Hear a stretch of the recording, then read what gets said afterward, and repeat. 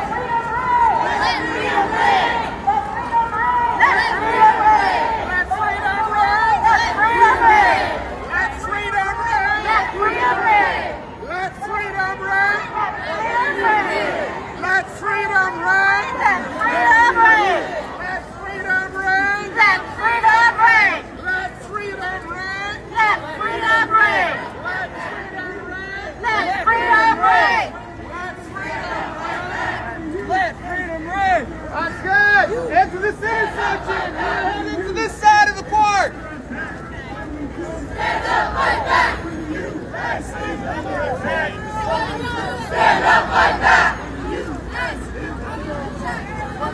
Stand up, fight back! It's under attack! What do you do? Immigrant rights are under attack! What do we do?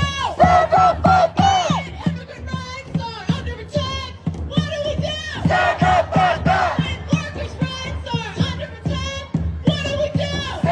fight back! Really, for me, it's just because people are so confused about what's going on. Not only us survivors are still confused, but like the transparency, like what is really going on. Everyone makes it about Trump and Epstein, but it's about this whole ring of men. The only person in jail is Ghislaine, a woman. So where are all the other men that were benefiting and profiting from all of this? That's what makes me upset, because us survivors, we know that they were there. We saw them. We know that we're royalty, princes, very powerful people in academia and tech, and we saw them at parties. They knew what was going on. Why aren't they exposed? And people say, well, why are you speaking out now? Well, we're pissed off now because nothing has happened. And yeah, it's just a frustrating thing for me. So I'm at the point where it's like I'm at my wit's end standing on Capitol Hill. It was more just like, look, I'm not going to sit up here and just tell my sob story like everybody else is. We need to do something about it. You think you have the power? I mean, you don't think that we have the power too? You don't think that we understand what's going on here? So it was really just to say, you need to do something, because we also have the power to do something. I never said this journey would be easy, and I won't promise that now. Yes, our path is harder, but it leads to a better place. Yes, our road is longer, but we travel it together. We don't turn back. We leave no one behind. We pull each other up. We draw strength from our victories, and we learn from our mistakes. But we keep our eyes fixed on that distant horizon, knowing that Providence is with us, and that we are surely blessed to be citizens of the greatest nation on earth.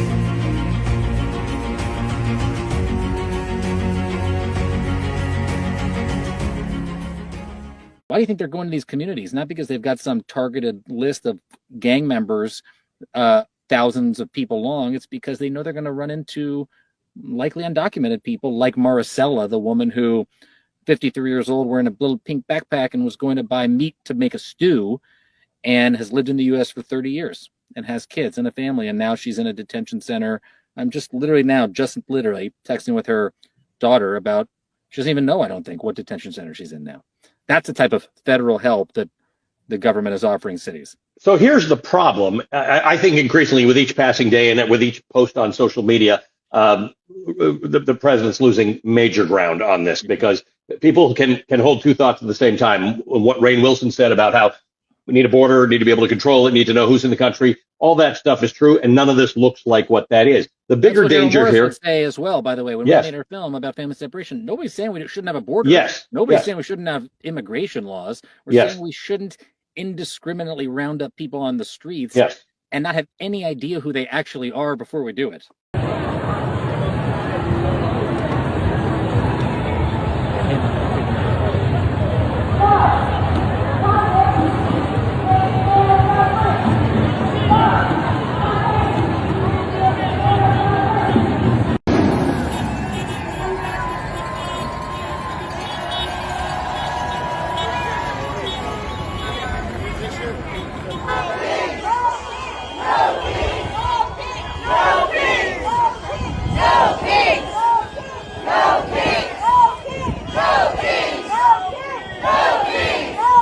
We have some major news right now. The ceasefire in Gaza is all but over, as both sides have accused each other of violating the ceasefire over the past 72 hours. And this morning, the Israeli military says that it has launched a, quote, wave of attacks in southern Gaza. In addition, according to Israeli news, the Israeli government has agreed to halt all humanitarian assistance into the Gaza Strip until further notice. That in and of itself is a violation of the ceasefire agreement that was executed in Egypt. Israel says today's attacks were in response to Hamas firing on Israeli troops. Hamas says that it was completely unaware of any clashes in Gaza and that it's committed to upholding the ceasefire agreement. The United States State Department has said that Hamas is planning a, quote, imminent attack against Palestinians in Gaza. Hamas says that that's not true. The Rafah border crossing between Gaza and Egypt will now remain closed until, quote, further notice. A lot of folks have been mad at me for not crowning Donald Trump with the Nobel Peace Prize after brokering this ceasefire agreement. Just 9 days later, though, the ceasefire agreement is essentially over. As always, I'll provide you more updates as we get more information. Spread the word, follow along for all the news you need to know about. So some important breaking news coming out of Los Angeles and California, and that is a federal judge has put a brake on some of the worst abuses of the Trump administration concerning the use of the military in law enforcement actions. So it has been a bedrock principle of the United States in our Constitution as a matter of our law since our founding that you cannot use the military as a domestic police force. That is not what they're for, but that is exactly what Donald Trump has done.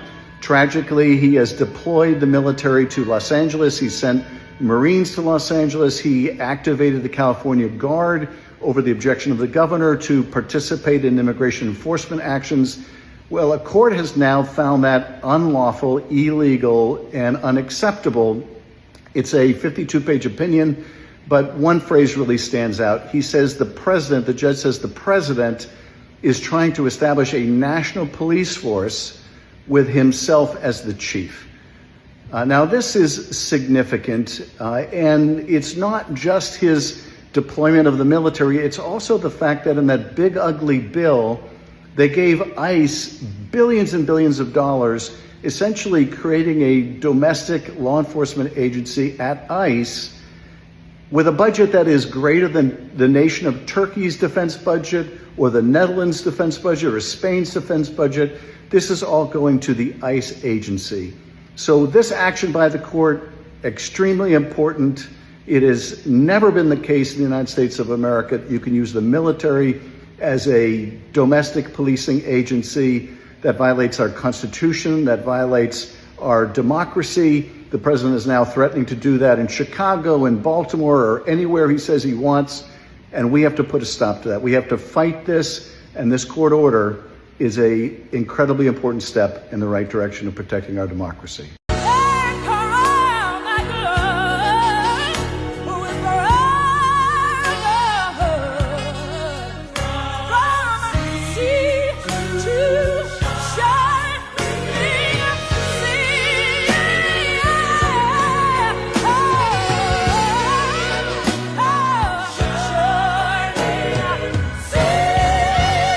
Bill Kristol here, editor-at-large of The Bulwark. Very pleased to be joined by General Mark Hertling, a frequent contributor to The Bulwark and also to our podcast, and really a wonderful voice of experience and good judgment on not just on military things, foreign policy and life in general, but especially, of course, military things, given your experience.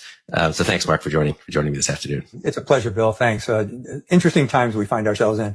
So I thought of you. I wanted to do this because I read just like yesterday about the early retirement, apparently, of Admiral Albert Halsey, the 4-star flag officer in charge of Southern Command, and very unusual, I think. Well, you'll tell me, but announcing that his resignation less than a year into what's normally a 3-year posting, I believe, and certainly a position that's the very height of the military ladder, being a combatant commander. So say a little bit about what the position is and how struck you are by that news.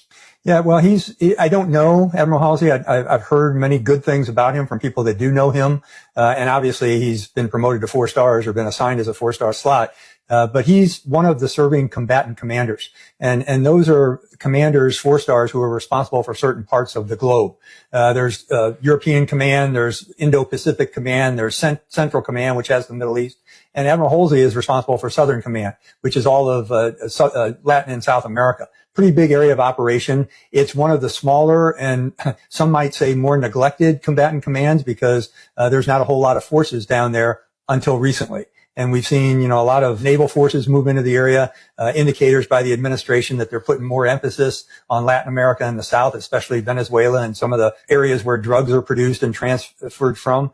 This particular command, Bill, is more of what has been known in the past as a theater security cooperation command.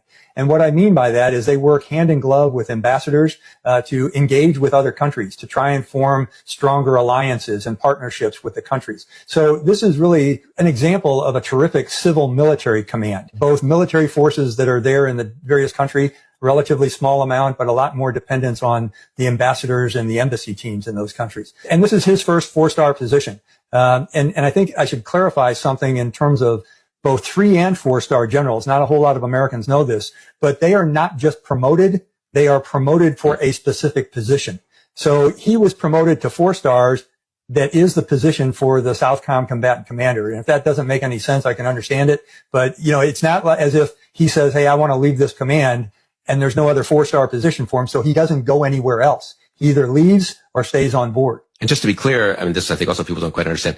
If I'm not mistaken, the combatant commanders are in the chain of authority, the line of authority of command, right below from the president to the SecDef to the combatant commanders, right? That's a Goldwater-Nichols thing, I think. It's not the chief of staff of the Army or whatever. He does other things with Title 10. We don't have to get, but I just talk to people. We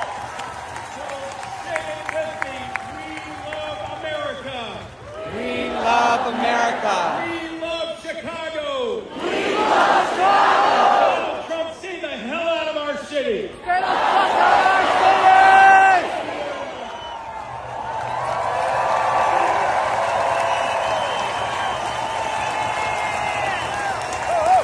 Let's give another round of applause to Governor J.B. Pritzker and We have some bombshell reporting from the Washington Post. Marco Rubio promised to betray Justice Department informants to execute a deal with El Salvador to get access to El Salvador's mega prisons. There's a clear quid pro quo between what happened in El Salvador and the United States government. And according to the Washington Post, El Salvador's leader, Bukele, demanded that the United States hand over 9 MS-13 gang members. The only problem, some of these people were actually informants for the United States Department of Justice. To deport them, Attorney General Bondi had to terminate their informant agreements with the Justice Department, and Rubio confirmed or assured Bukele that that would happen. And at least 3 of these informants provided information to the United States about individuals within Bukele's government. Why do you think Bukele would want them? This completely undercuts the Justice Department's credibility when working with possible informants, and experts say that this could set back the Justice Department's prosecution of MS-13 members for a long time. Bombshell quid pro quo. Read the full article on the Post website. Spread the word. Follow along for more.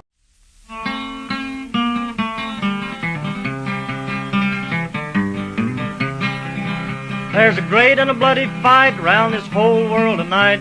In the battle of bombs and shrapnel rain, Hitler told the world around he would tear our union down. But our union's gonna break them slavery chains. Our union's gonna break them slavery chains.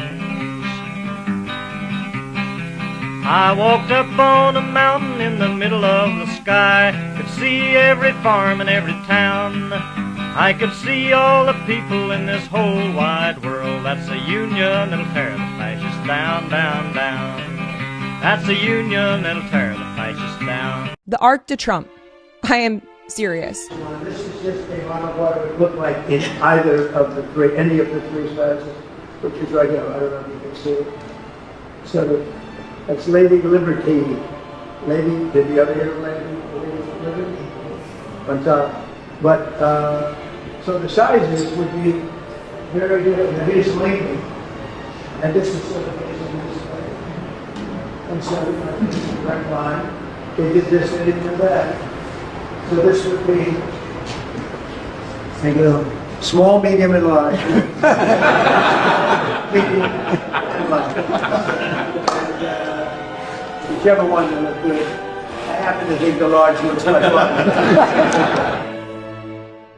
3 3D model versions, a gold Lady Liberty on top, but he famously fumbled the word, calling it Tylenol, whatever it is. The Ark is privately funded, part of a broader set of renovations, a gilded Oval Office, a $250 million ballroom, a presidential walk of fame, and statues of George Washington and Abraham Lincoln are strategically placed on those grounds. It's an absurd and authoritarian move. Turning public spaces into personal monuments sends a message. This is all about me. This is not about the nation. Think about this pattern here. We have violent fantasies normalized in party chats. We have now swastikas in Congress caught on live streams, and we have life-saving policy ignored elsewhere. We have military leaders defending the Constitution, and we have absolute chaos in the House refusing to seat Adelita in Arizona, and we have a president transforming the Capitol into his little Trumpy showcase. The GOP is off its rocker. We haven't even started yet. Last month I signed an executive order to provide training for quick reaction force that can help quell civil disturbances. And this is going to be a big thing for the people in this room because it's the enemy from within. And we have to handle it before it gets out of control. It won't get out of control. Once you're involved at all, they all joke. They say, oh, this is not good.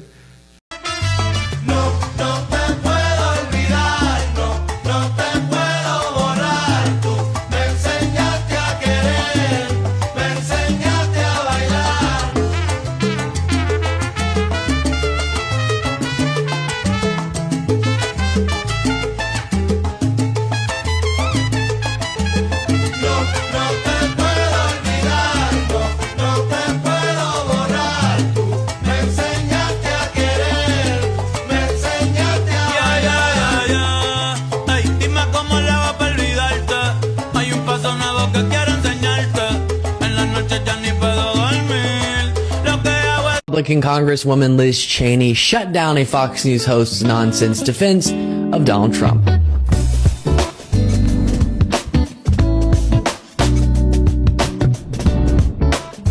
Yesterday, Liz Cheney appeared on Bret Baier's show on Fox News. Liz Cheney is, of course, the former Republican Congresswoman who spoke out against Trump's efforts to overthrow a democratic process to install himself as the president. And because of that, Republican voters quickly removed her from her position of power because that is the modern Republican Party. A super conservative individual who voted with Trump almost every opportunity that she had dares to say, maybe we shouldn't shred our Constitution in favor of Trump and should allow for the peaceful transfer of power. And her career is over, at least in the GOP, pretty instantly.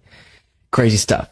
Well, she released a book where she talks about her experience after the 2020 election, watching Republicans go along with Trump's lies about the election, watching so many of them root on or even participate in Trump's attempts to unconstitutionally stay in power, and so many different things. And while discussing her book with Bret Baier, Baier tries to pose a counter argument to Liz Cheney, who's warning about Trump's dictatorial ambitions for a second term. And Baier essentially says, well, aren't Trump and Biden like sort of the same? I mean, Biden signed some executive orders and tried to readjust policies to get around Supreme Court rulings. And Liz Cheney correctly shuts it down. Specifically, and I understand what you're saying about the former president, what you feel about what would happen, but you haven't been vocal. You haven't been vocal about President Biden when, like, executive orders to cancel student loan, ban evictions, mandate COVID vaccines. Well, here's a list. I think it's a very different thing. After the SCOTUS ruling, are you going to let me answer the question? Yeah, I am. Now? Just let me list them. After the SCOTUS ruled against it, he still used regulatory means to write off, the student debt, wall off 1.5 million acres of land for fossil fuel. What this basically is saying is that there are things that have been done outside of the rule of federal courts that you haven't weighed in on. Well, first of all, I don't think it's true that I haven't weighed in on those. And I think a lot of those, if you look at the kinds of things that he's done with respect, for example, to energy policy, with respect to setting aside lands across the West, I've been very vocal that I think those policies are wrong. It's very different from a president. And look, you wrote a book about George Washington. The last chapter of your book is called The Gift of a Peaceful Transition of Power. That is what we're talking about. Yeah, but this is not about me. That's right, but that's a very important concept. Let me finish my answer, because every single president, Republican and Democrat, since George Washington, has ensured the peaceful transition of power. Donald Trump tried to seize power. So we can disagree with Biden policies, but the fact that he tried to seize power, the fact that he ignored the rulings of 61 courts.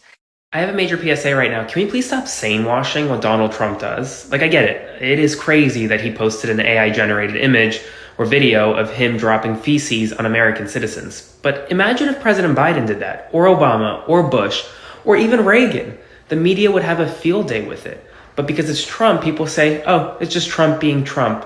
That's reminiscent of saying, oh, it's just boys being boys. And then when Donald Trump does one thing that seemingly might be good, it's like he's hailed as this hero by the media. We have to report things honestly, truthfully. And yes, we live in a time where sometimes headlines read like we're reading The Onion. But as media, it's our responsibility to not sane-wash what the White House does, to hold it accountable just as much as we would any other president or leader. And then at the same time, not to overpraise the White House when one thing that's normal happens. I'll never do that. So if you want to support my work, subscribe to my Substack at the link in my bio.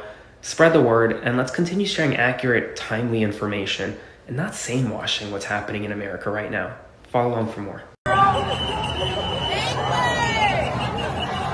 have to move completely, just keep moving forward. Keep moving forward. We the people. We the people. We the people. We the people. We the people. We the people. We the people. We the people. We the people.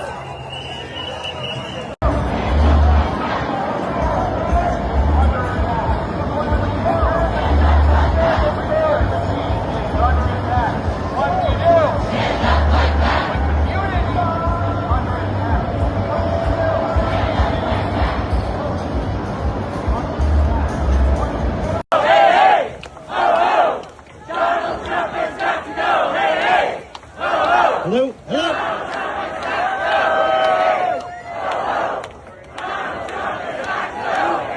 Are you here?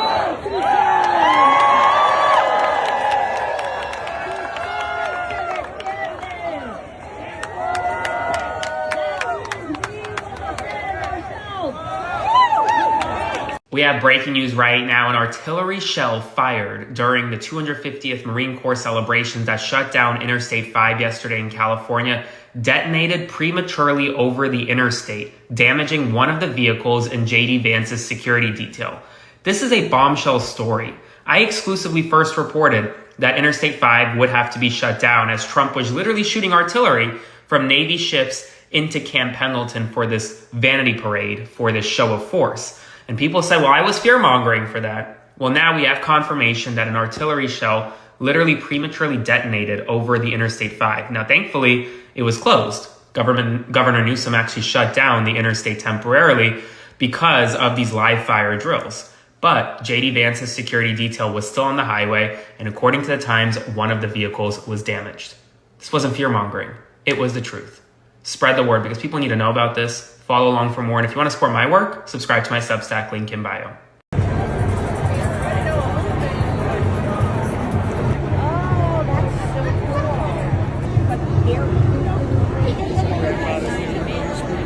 Not Died fighting for freedom and right.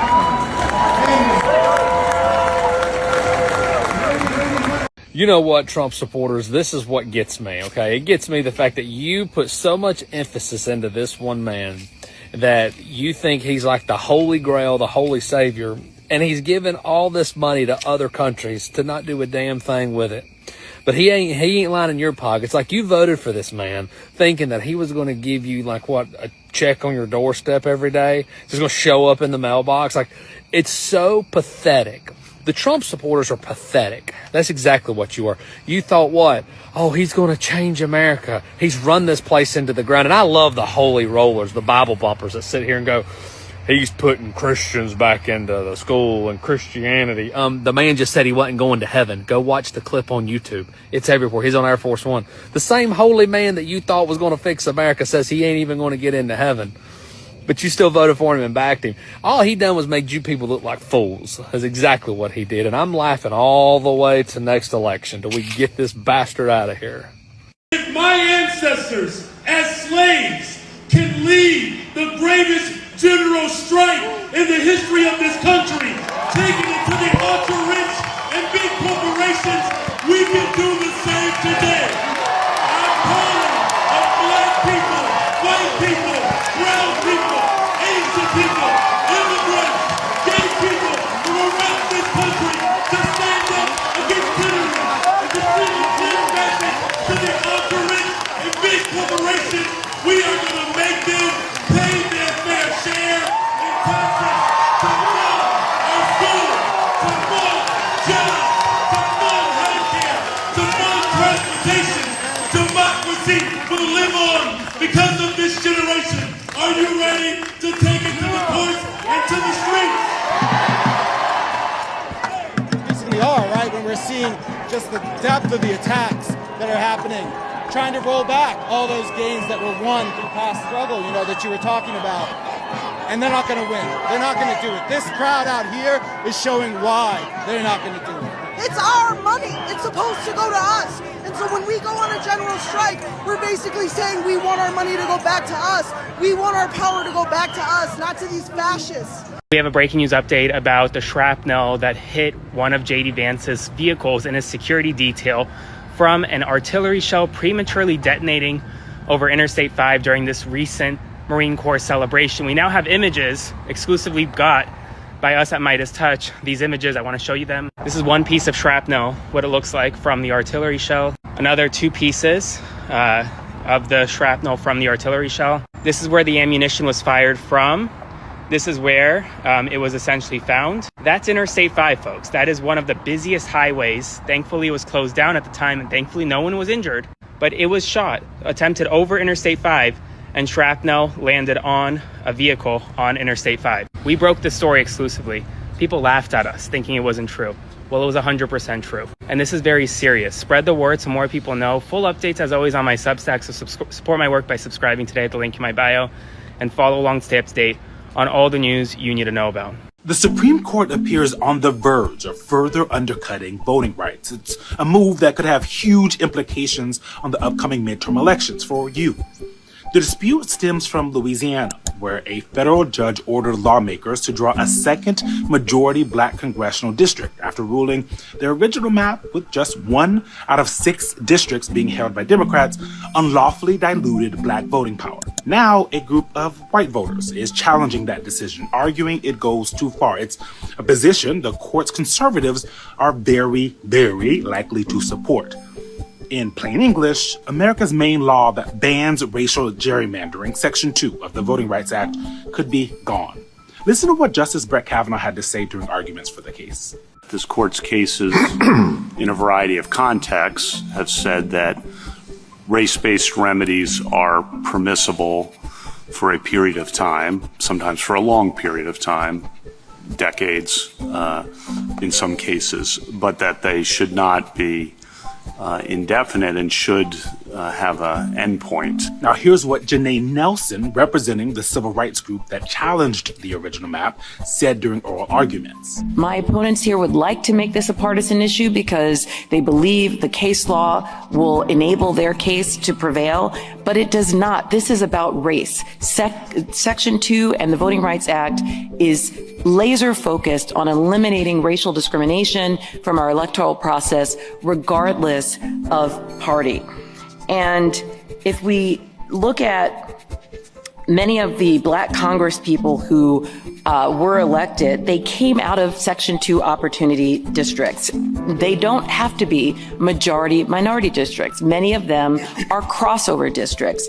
And so if we remove Section 2, we also recognize that there will likely be a resurgence of discrimination because Section 2 plays a deterrent effect.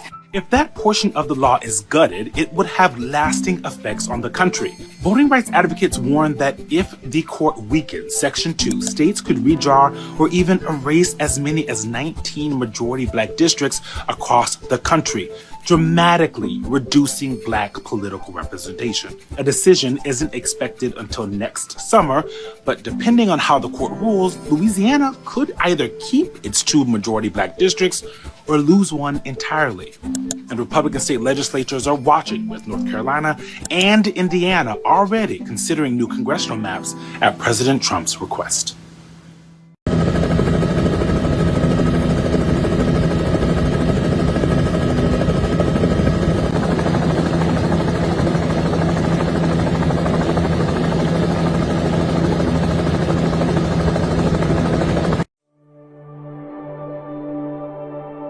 This is Master Obi-Wan Kenobi. I regret to report that both our Jedi Order and the Republic have fallen.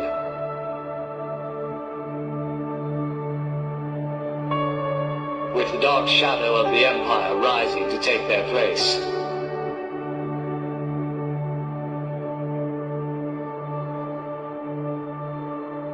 This message is a warning and a reminder for any surviving Jedi.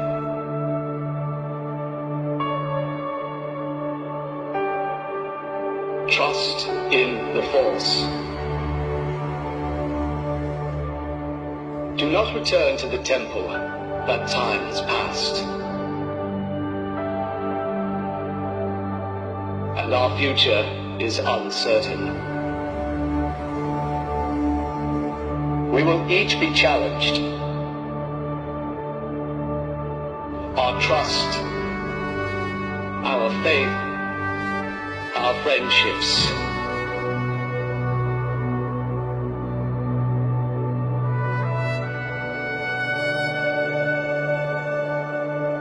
But we must persevere.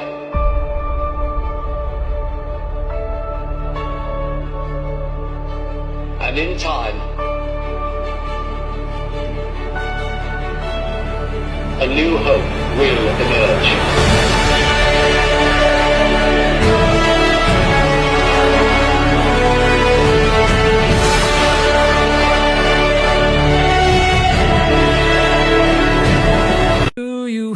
The people singing the song of angry men.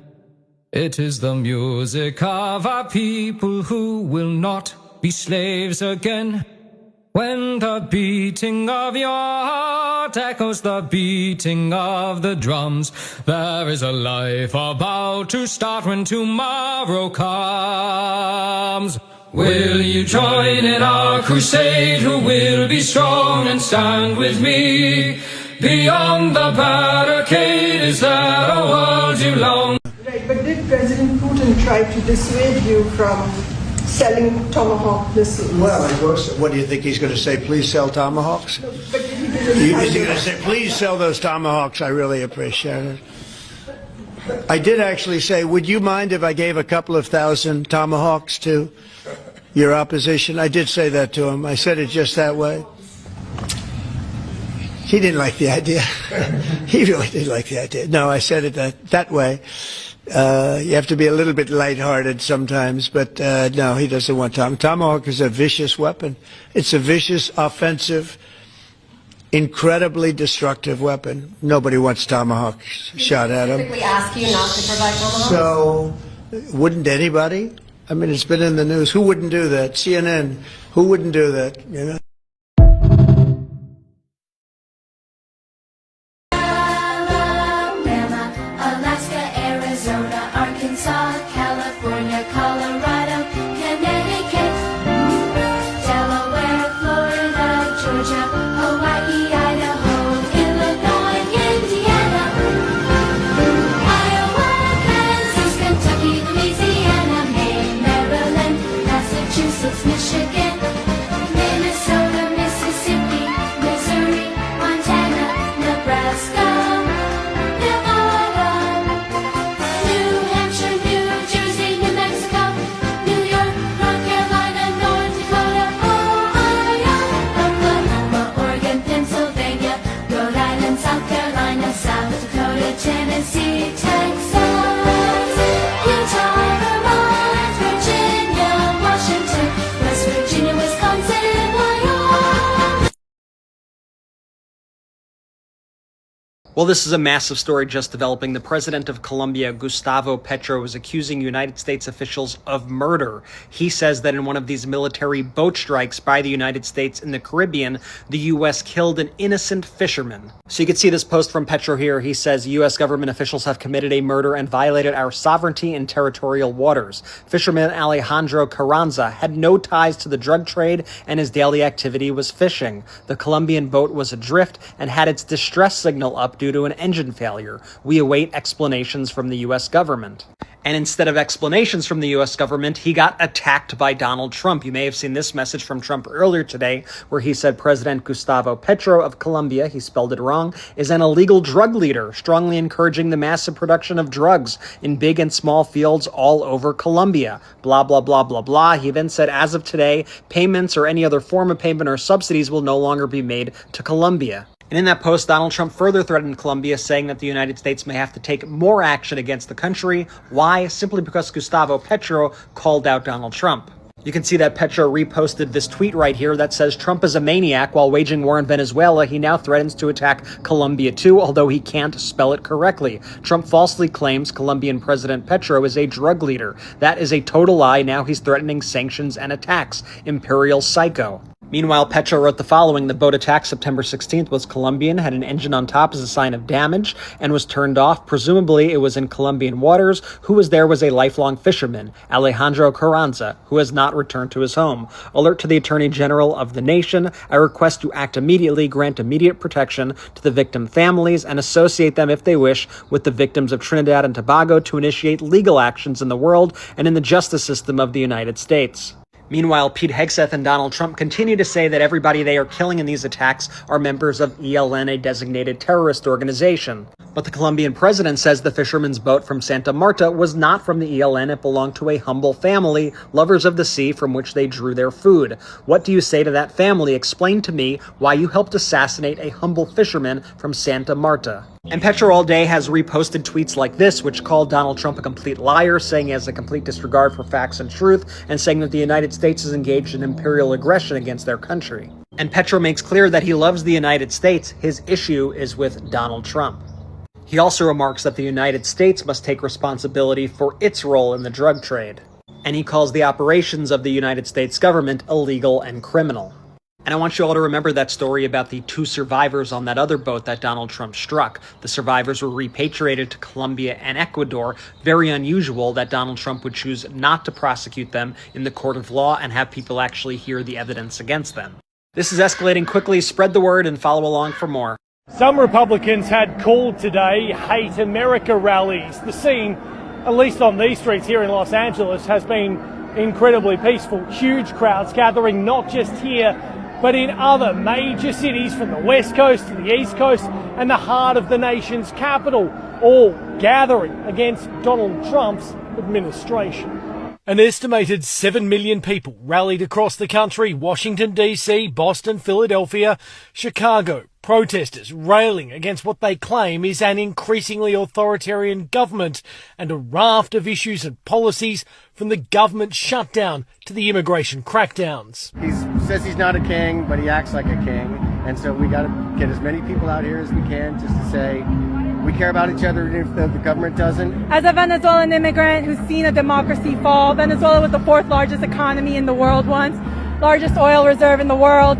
We know this playbook. We've seen it again. In Chicago, Hollywood star John Cusack was among the crowd. Go to hell. Is that the message from Chicago? Yes. What's interesting is that he doesn't understand that all the labor rights around the world came from this town, this place. But Team Trump was trolling with this AI-generated image shared online. Unlike protests in Los Angeles earlier this year, today, though, was peaceful. While the mood here on the streets has been markedly different to that of a few months ago, there is still a concern here about the Donald Trump administration, about what President Trump might do in the 3 and a bit years he has left remaining in his administration. And these protesters who've gathered here in huge numbers today have vowed they won't be silenced and they will return.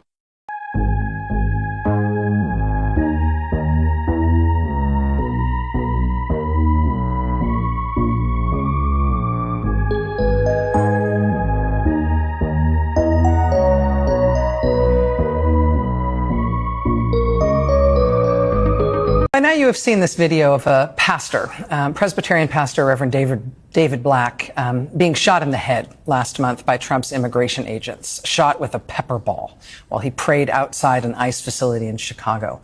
Reverend Black joined a lawsuit last week to defend the First Amendment rights of protesters and journalists and Chicago residents.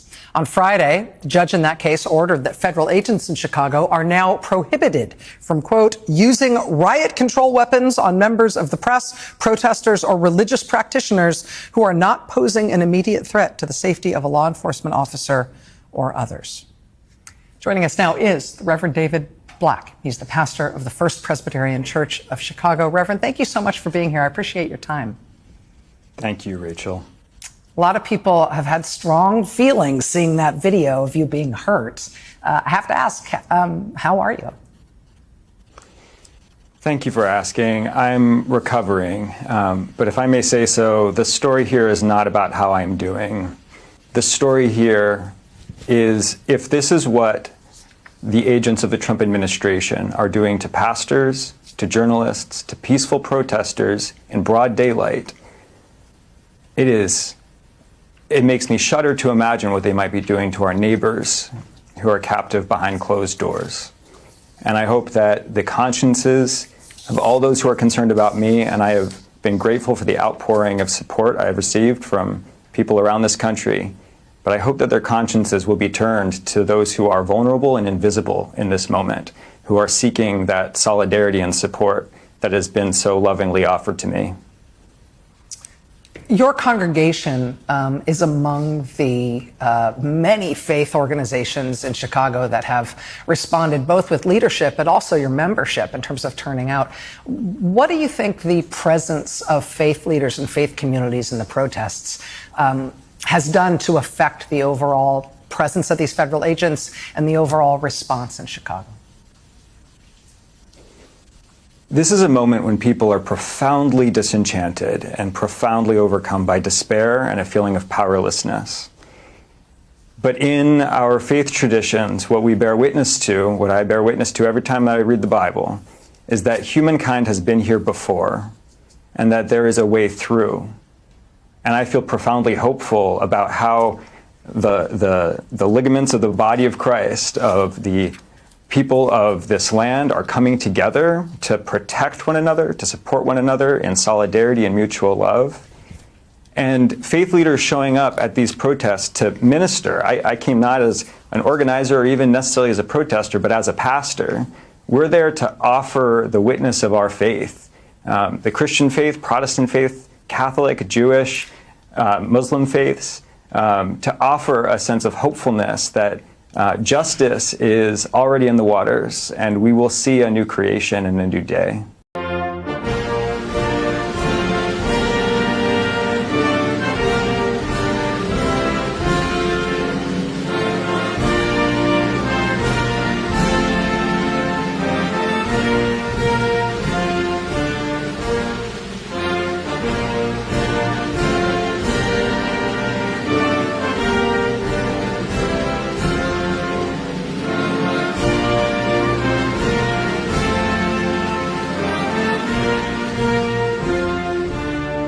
We're here in Portland, Oregon, where Americans are turning out to protest Donald Trump, and it is inspiring to see that even Marjorie Taylor Greene is here standing with us. Look at her in her robe. So we have a message today for Donald Trump. We are not afraid of you. No, no, no. You are a lawless, wannabe dictator. You have committed high crimes against the state. We will hold you accountable. You must be impeached and removed from public office. Thank you.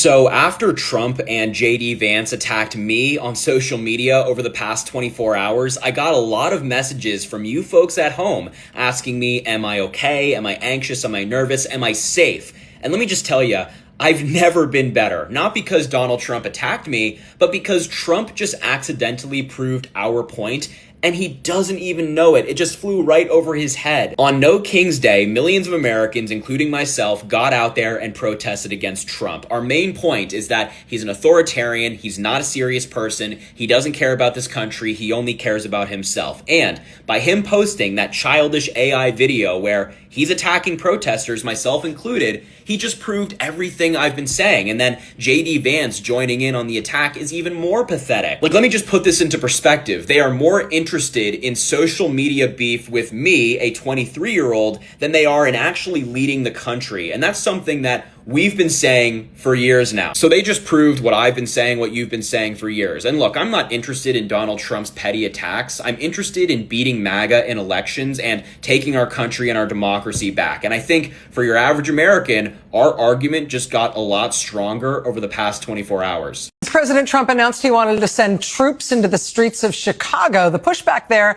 has been creative and multifaceted, and it keeps evolving. They're trying everything. Governor J.B. Pritzker told us last week here on this show about a letter he had just sent to the National Governors Association, saying the National Governors Association should stand with Illinois in opposing troop deployments in U.S. cities.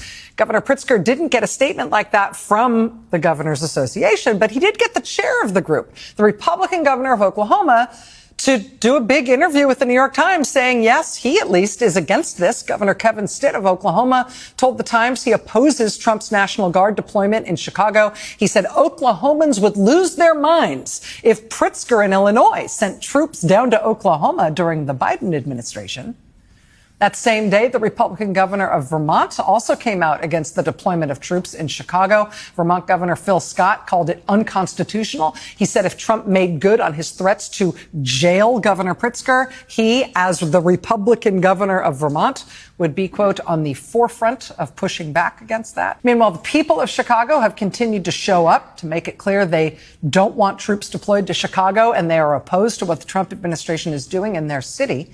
Chicagoans have marched in big protests in downtown Chicago, including a couple of huge ones just in the last few days. They've also adopted the cheerfully absurd tactics that we've been seeing in Portland, Oregon, showing up in big inflatable cartoon costumes. We're seeing scrappy neighborhood responses in places like Albany Park, where neighbors sounded the alarm as federal agents made stops in that neighborhood until eventually the agents left. At a church in the Rogers Park neighborhood, we saw neighbors forming a human chain around the church to protect the church's parishioners as Trump's immigration agents lurked outside the church while Mass was ending. Outside a Chicago ICE facility, there was yet another prayer protest against what Trump's agents are doing in Chicago. Over 1,000 people joined a delegation of Catholic priests and nuns this weekend as they held a Eucharistic procession to that ICE facility. That's not just a protest, that's a Catholic religious rite. Those priests and nuns marched to that ICE facility with the Eucharist in the hopes of delivering Holy Communion to Catholic prisoners there. ICE refused to let them do it. Last week on the show, we played this video of a Presbyterian minister, the Reverend David Black, being pepper sprayed in the face and then shot in the head with a pepper ball as he prayed and called on ICE agents to repent. The bravery of Reverend David Black in that moment has had a lot of attention across the country in the last few days. That video, though, also became part of a new lawsuit against federal agents in Chicago. So far, the case involving Reverend Black has already resulted in a judge putting strict new limits on Trump's federal agents, using weapons like pepper balls and tear gas against protesters and journalists. Pushback of every kind, one way or another, always works. Look at this. Millions of people across the country marching as we speak against the policies of President Trump. This is Boston. Look at that. We'll continue to follow these rallies throughout the day here on MSNBC. Wow. All right, coming up. We're here in Fort Worth. This is how you resist. This is the energy. Thousands upon thousands of people right here, Congressional District 25, the southeast part of Fort Worth. This is where the movement rises.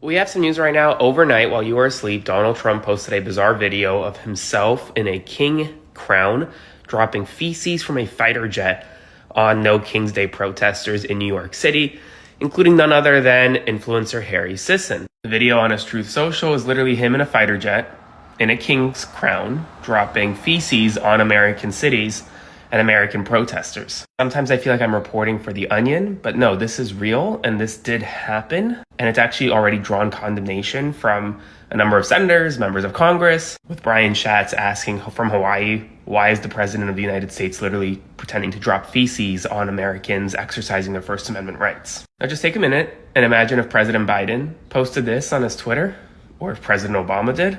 The outrage from the right would be never ending. And yet some in the media will just say, oh, this is Trump being Trump. It's the president of the United States, folks. Can't sane wash these things. Spread the word, follow along for more, and if you want to support my work, I'll never sane wash things, subscribe to my Substack, link in bio.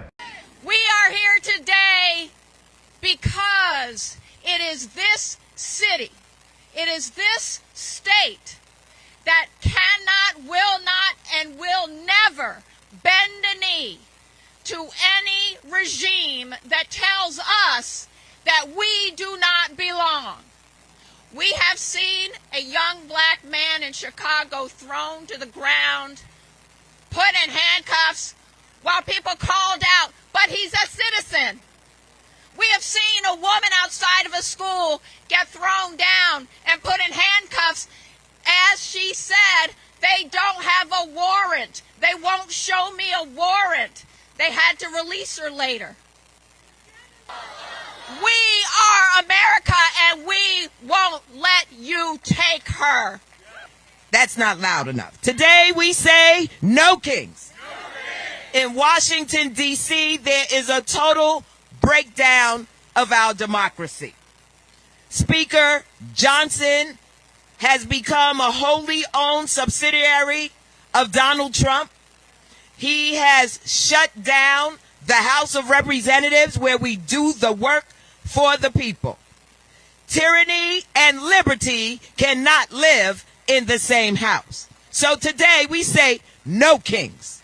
So folks, JD Vance is now attacking me on social media along with Donald Trump. They've joined forces against me. As you folks know by now, Donald Trump attacked me on Truth Social yesterday, posting this AI video of him in a fighter jet dropping feces on me and millions of other Americans who were out there protesting against him. And of course, the nation is just baffled by what we all collectively watched. So I asked on Twitter, can a reporter please ask Trump why he posted this AI video of him dropping feces on me from a fighter jet?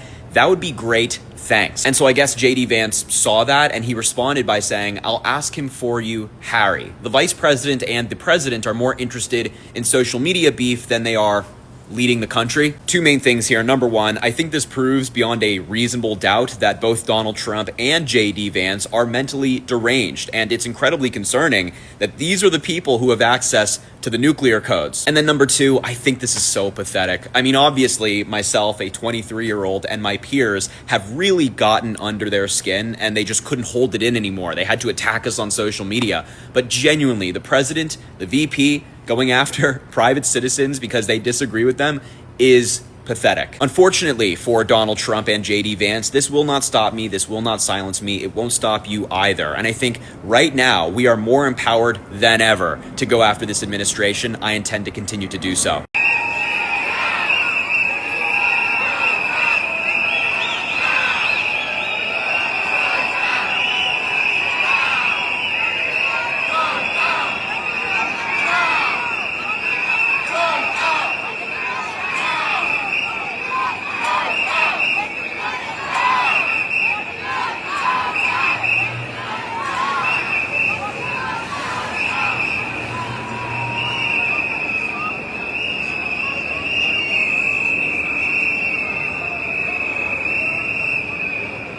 Massive No Kings protest that swept across all 50 states and Washington, D.C.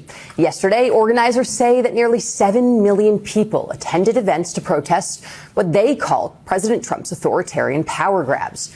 To put that in perspective, that's 2 million more people than the first No Kings protest back in June. People of all ages and backgrounds came out sporting costumes, waving homemade protest signs. Some of the biggest crowds were seen in Chicago, New York, LA, DC, and Boston. But crowds also turned out into smaller cities and towns. Protesters even showed up in Republican-led states that voted for Trump in 2024. But no matter where they were from, they all had one unifying message: America is no place for kings. They're not going to intimidate us with tyrant talk. We are out here to stand up for this democracy. Do not cower to the fascism and the threats that are coming from D.C. That's what they want us to do, and they will only be successful in that if we remain silent. We are standing up for those who are scared to come out. We're standing for those who believe in democracy. And it's beautiful to see all these people here. It gives me hope. It gives me a lot of hope, honestly. And that's what we all believe in. We believe in hope. We believe in getting back to America's beautiful self.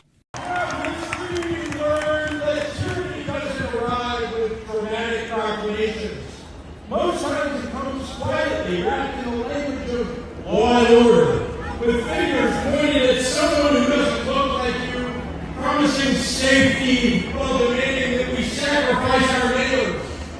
Today we're here to say with one voice that there is an existential threat to our constitutional republic.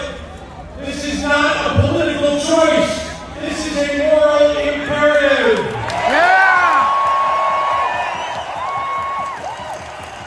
We We have some news right now. We're in a government shutdown, and Vice President J.D. Vance is now in a Twitter back and forth with Harry Sisson over an AI video that showed Donald Trump as a king dropping feces on American citizens. That's not an Onion headline. That's real life, and that's what we're living through. So let's not sane wash what's happening right now. Donald Trump posted that video on his Truth Social. Harry Sisson, who had the feces dropped on him in the video, responded saying, a reporter should ask why the President of the United States is posting videos of people dropping feces on me. J.D. Vance on Twitter just responded, I'll ask him for you, Harry. Harry now responded saying, include me in the Signal chat, I'll ask him myself, referring to the Signal chat where they had discussed about the Yemeni Houthis. Remember that? We're in a government shutdown, day 19, today. And J.D. Vance is beefing with an influencer on Twitter instead of focusing on keeping the government open. Donald Trump is posting videos of him dropping feces on American citizens instead of solving peace. If Joe Biden and Kamala Harris did this, the media would not stop talking about this. Would not stop. Spread the word. We cannot sane wash this. Follow along for more. Tables and chairs warmed by all of the dust. This is a place where I don't feel alone. This is a place where I feel at home. Donald Trump attacked me on social media last night. That's right. He posted this really gross AI video where I'm included, and you just have to see for yourself to believe it's real. Take a look.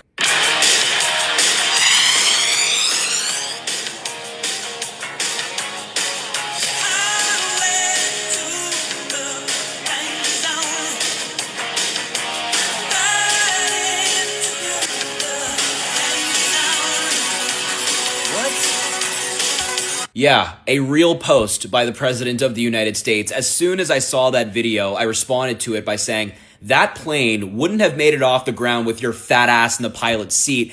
And I stand by that. I mean, look, if this doesn't prove to you that Donald Trump is a complete and total loser, I don't know what will. He's posting AI videos of himself in a crown, dropping feces on the American people in the middle of the night. What I just described to you is somebody who is mentally unwell. It's just what it is. 7 million Americans, including myself, just got out there and protested against Donald Trump, and his administration's response is a shitty AI video. Yeah, I think the Democrats are doing pretty good. There's so much more I can say about this. I made a long-form video on my YouTube and my Spotify show, link in bio if you want to hear more from me about this. But like, we are so screwed as a country with this guy at the helm. So screwed. You look at and hear from all the folks that were out on the streets yesterday, young and old, white and black, from across the political spectrum, small towns and big cities. What do you think that tells you about the difference that we have now and kind of the resistance that's growing and where we started in January? It tells me that I'm very happy to see that, because we need much more of it going forward.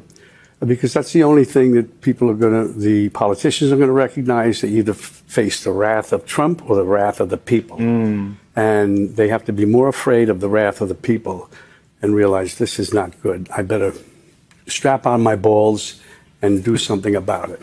Do you think they got that message, that's going to resonate with them as the week comes into? It has to, we can't let up. Cannot let up on him, because he is not going to leave the White House. He does not want to leave the White House. He will not leave the White House. Anybody thinks he'll do this, he'll do that, is just deluding themselves. The Republicans, most of all, because they know, but they're going along. It's a classic bully situation. We see it, and there's no other to face a bully. You have to face him and fight it out and back him off and back him down. That's the only way this is going to work.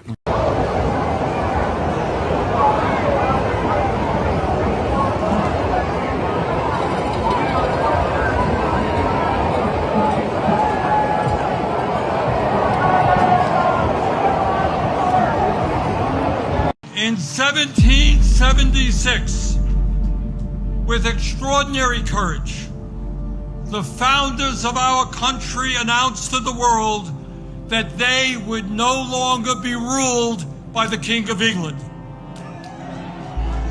A king who had absolute power over their lives. They demanded freedom. And to bring that about, they fought a bloody war against the British Empire. And in 1789, after winning that war, they did something extraordinary. They established the first democratic form of government in modern history. They said loudly and boldly to the entire world, no more kings. In America, they said, we the people will rule. And today, No more kings! No more kings! No more kings! No more kings! No more kings! and today in the year 2025, in this dangerous moment in American history, our message is exactly the same. No, President Trump, we don't want you or any other king to rule us. Well, let us be clear. This moment is not just about one man's greed, one man's corruption, or one man's contempt for the Constitution. This is about a handful of the wealthiest people on earth who, in their insatiable greed, have hijacked our economy and our political system in order to enrich themselves at the expense of working families throughout this country.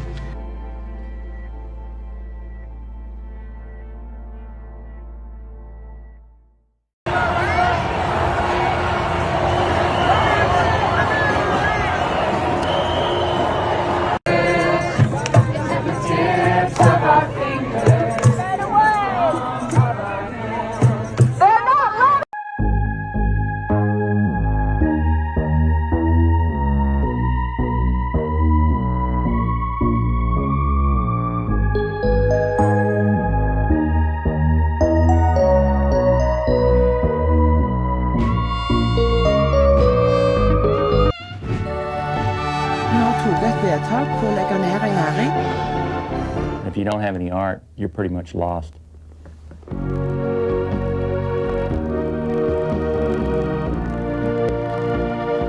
Kan noen være så snill å slå av internett?